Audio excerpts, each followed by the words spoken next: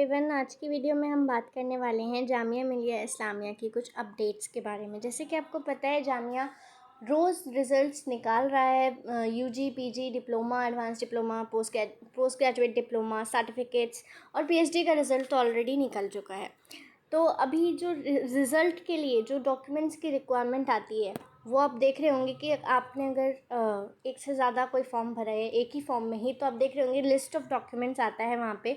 और वो उसके बारे में हम बात करेंगे। वो डॉक्यूमेंट्स आपको सबमिट करने होते हैं एडमिशन टाइम पे, एडमिशन प्रोसीजर में। तो हमें सर्च करना है गूगल पे जाके JMI.COE और जामिया मिलिया इस्लामिया का ऑफिशियल वेबसाइट आइकन आ जाएगा। हम इसे ओपन करेंगे। ओपन करने के बाद जैसे ही आप रिज़ल्ट चेक करते हैं, उसे भी सेम वैसे ही चेक करना है। एडमिशन सेक्शन में जाके एडमिशन रिज़ल्ट में जाना है और किसी भी कोर्स का आप रिज़ल्ट ले सकते हैं। तो कोर्स टाइप मैं ले रही हूँ यहाँ पे बैचलर्स, और कोर्स नेम मैं BA ऑनर्स अरेबिक ले रही हूँ। उसके बाद आपको कैप्चा टाइप करना है। यहाँ पे आप कैप्चा देख सकते हैं और यहाँ पे सर्च कर लेना है।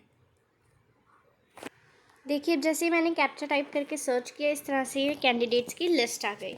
यहाँ पे आपको इस व्यू वाले ऑप्शन पे जाना है और PDF डाउनलोड हो जाएगा।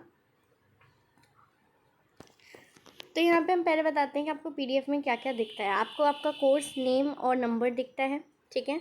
आपको ये भी बताया जाता है कि कब पब्लिश हुआ रिज़ल्ट, ये डेट होती है यहाँ पे। इसके बाद हम आपको लाइन बाय लाइन आपको एक्सप्लेन करेंगे कि क्या क्या डॉक्यूमेंट्स रिक्वायर्ड होते हैं और इसमें और क्या क्या लिखा होता है। So, by the first thing is admission will be granted subject to fulfillment of the prescribed eligibility requirements. आप जो नीचे रिक्वायरमेंट्स लिखी हैं उन्हीं एलिजिबिलिटी रिक्वायरमेंट्स के, सॉरी ये वाली रिक्वायरमेंट्स नहीं,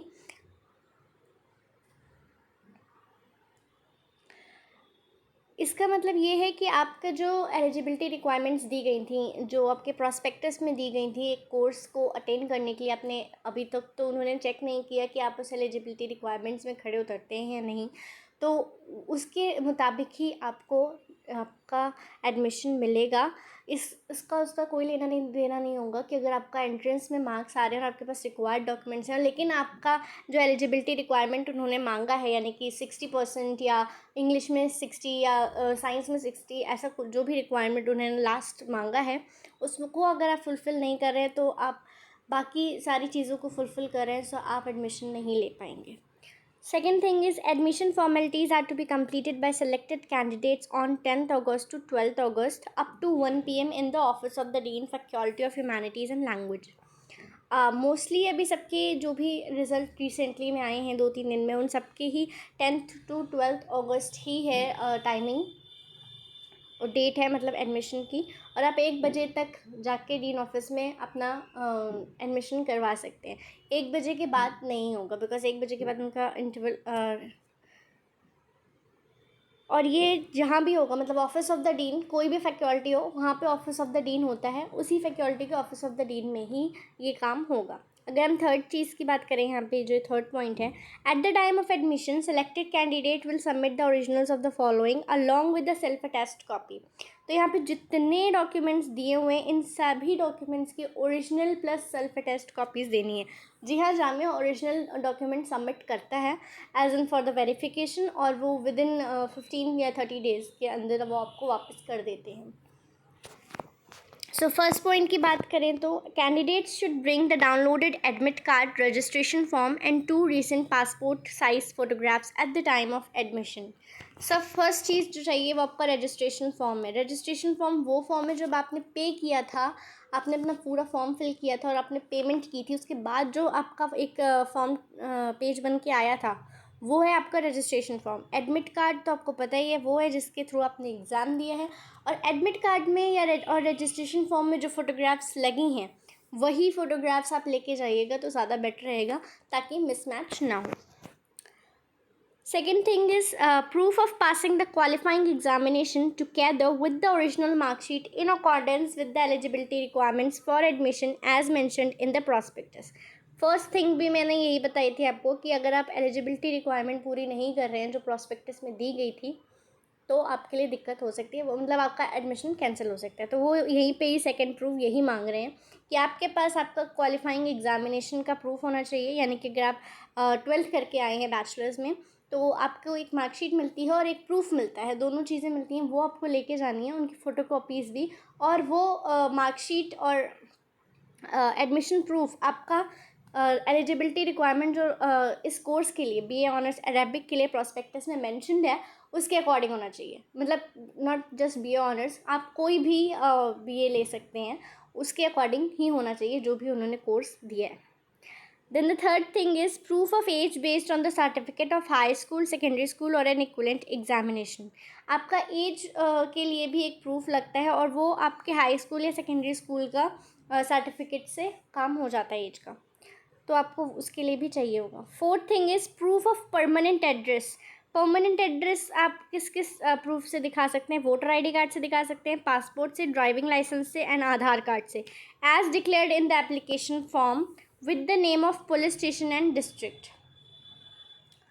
वही एड्रेस, परमानेंट एड्रेस प्रूफ दिखाना है जो आपने एप्लीकेशन फॉर्म में भरा है और उसमें आपका पुलिस स्टेशन और डिस्ट्रिक्ट का नाम आना चाहिए, प्रूफ में आना चाहिए, not in the application form, proof में होना चाहिए।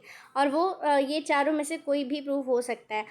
तो मेरे लिए तो मैं कहूँगी कि आपके लिए सबसे बेटर आधार कार्ड है, क्योंकि आप अभी तक आधार कार्ड आप इजीली लिंक अप कर सकते हैं बहुत सारी चीज़ों से, तो इट्स बेटर कि अगर आप आधार कार्ड यूज़ करें। Fifth point is Muslim OBC and Muslim ST candidates will be required to submit their respective category certificate issued by the competent authority recently। देखिए, जो मुस्लिम OBC हैं और मुस्लिम ST हैं उनको एक सर्टिफिकेट सबमिट करना है अपनी कैटेगरी को प्रूफ करने के लिए, क्योंकि वो मुस्लिम OBC और ST में आते हैं, ऐसे कैसे हमें पता चलेगा? तो एक प्रूफ सर्टिफिकेट चाहिए होता है जो कि रिसेंटली गवर्नमेंट अथॉरिटी ने इशू किया हो। प्रूफ डॉक्यूमेंट नंबर 6 है for candidates who have applied in the PWD category, certificate for disability is required from a government certified authority. जो PWD कैटेगरी में आपका आते हैं डिसेबल पर्सनस विद डिसेबिलिटीज़, तो उनके लिए एक गवर्नमेंट सेंट्रल अथॉरिटी से आपको सर्टिफाइड अथॉरिटी से आपके पास कोई सर्टिफिकेट होना चाहिए कि वो इस के लिए डिसेबल हैं पर्टिकुलर चीज़ के लिए। अगर हम सर्टिफिकेट नंबर 7 की बात करें, सो इसमें रिक्वायर्ड है candidate seeking admission under Kashmiri migrants category will be required to submit a certificate in support of their claim of being Kashmiri migrants obtained from registered divisional commissioner of the concerned state।